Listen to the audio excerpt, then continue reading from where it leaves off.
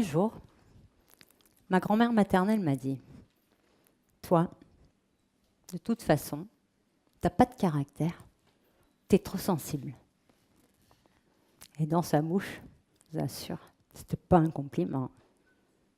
Ah, du caractère, elle en avait. Dans les années 50, elle a quitté son mari après une grosse dispute. Tranquille. Ma grand-mère paternelle, ancienne résistante, est devenue mannequin chez Dior. Ma mère, quant à elle, elle a créé et dirigé 4 entreprises florissantes. Ça vous donne de la légitimité pour avoir un avis sur tout.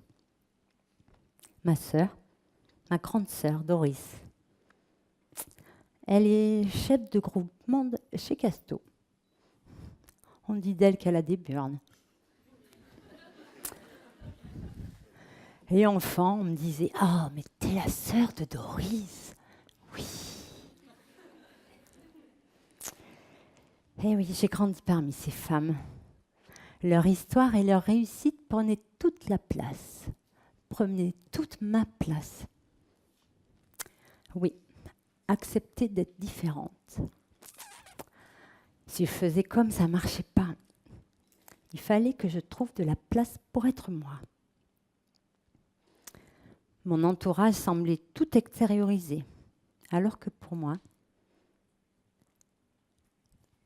l'essentiel est invisible pour les yeux, comme dit le Petit Prince. Alors mon caractère, je l'ai d'abord forgé à l'intérieur, dans mon espace intérieur. Mon espace intérieur était fait de sensibilité. Une sensibilité contenue à l'intérieur et qui débordait.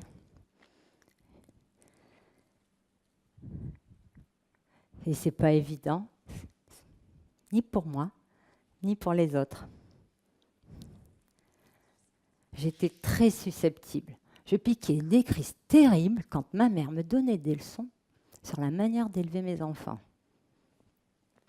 Ah, j'avais l'impression que les émotions prenaient toute la place. Je n'étais qu'une addition d'émotions. Focalisée sur mon espace intérieur, j'ai vite appris à les reconnaître. La colère, c'est volcanique. Ça part du ventre, ça monte comme de la lave. Et quand ça sort, le risque, c'est que ça brûle tout autour. Chez moi, ce qui provoque l'éruption, c'est quand on envahit mon espace intérieur, mon espace vital, ma liberté. C'est injuste. L'injustice, c'est comme un bloc de glace qui gèle tout à l'intérieur. Quand je sens l'injustice, je deviens froide, cassante. Alors, quand ça bloque, la lave de la colère monte pour faire fondre la glace, pour fluidifier. Une émotion, c'est une énergie. Elle est faite pour circuler, pas pour être figée. En moi, il y a aussi la source de joie. On dit de moi que je suis une vraie dingo, un peu faux-folle. Je chante, je danse dans mon bureau. L'euphorie, elle se vit au présent. C'est la joie. La tristesse, comme une brume qui rend tout terne et flou. Quand je suis triste, je n'y vois plus clair du tout. Je vois tout en gris. La peur, comme un orage qui gronde au loin. J'adore les orages d'été. Et en montagne, c'est encore plus spectaculaire. Du coup, j'y vais pour voir. La peur me met en action. La colère, la joie, la tristesse et la peur sont les 4 émotions principales de mon paysage intérieur, de votre paysage intérieur. Cette capacité à reconnaître les émotions est bien utile dans mon travail. En recrutement, par exemple, je pose des questions différentes, des questions liées à l'intime. Qu'est-ce qui te fait vibrer? Qu'est-ce qui te nourrit dans la vie? j'observe bien les réponses.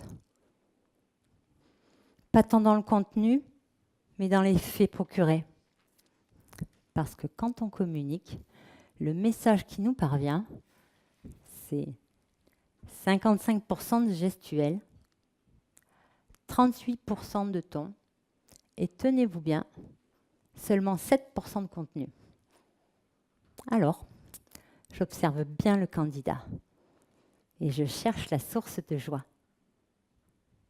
Vous savez, quand la personne parle de ce qui l'anime vraiment, les yeux pétillent, le débit s'accélère, les mots coulent comme un torrent et le corps se détend comme dans un bon bain dans l'océan. J'ai remarqué que les vibrations des autres s'invitaient aussi chez moi. Être dans l'écoute du ressenti, c'est absorber. Absorber les émotions des autres, leur colère, leur tristesse et leur peur. En moi, il y a tempête. Alors, pour que mon océan interne s'apaise, je vais marcher. Je randonne une fois par semaine. Et une fois par an, je laisse mari et enfant, je prends mon sac et j'y vais. Lorsque je marche, même en groupe, je suis seule avec moi-même. Je suis sur ma respiration, lente, abdominale.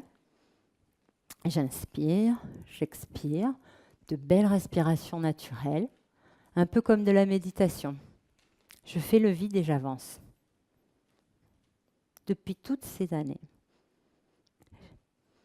j'ai remarqué que tout ce que j'ai fait, c'est marcher à la rencontre de moi-même. Plus j'avance, plus je me connais, plus je m'accepte. Je chemine vers moi. Trouver ma paix intérieure me permet de la reconnaître aussi chez les autres.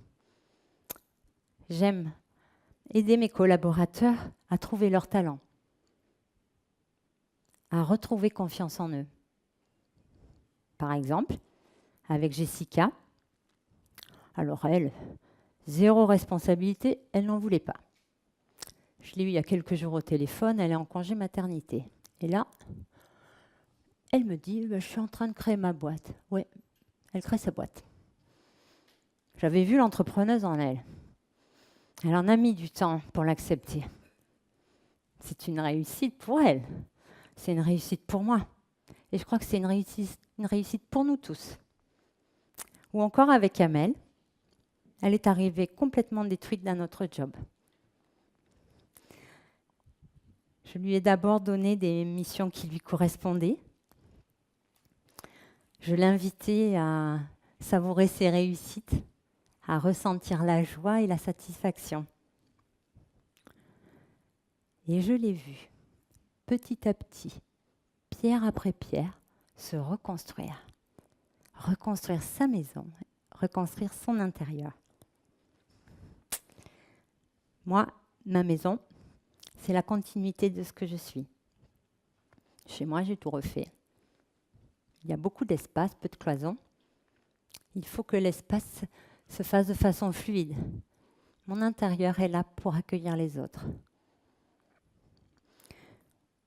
Tout naturellement, au sol, j'ai mis de la pierre. C'est mon socle, comme mes valeurs. Le vivre ensemble, le regard positif porté sur l'autre et l'épanouissement au travail. C'est mon socle.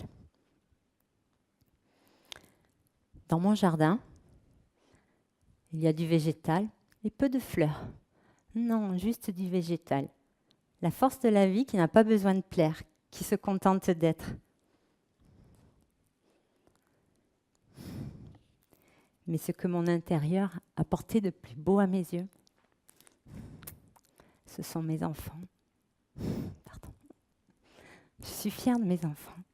Je suis fière de ce qu'ils sont.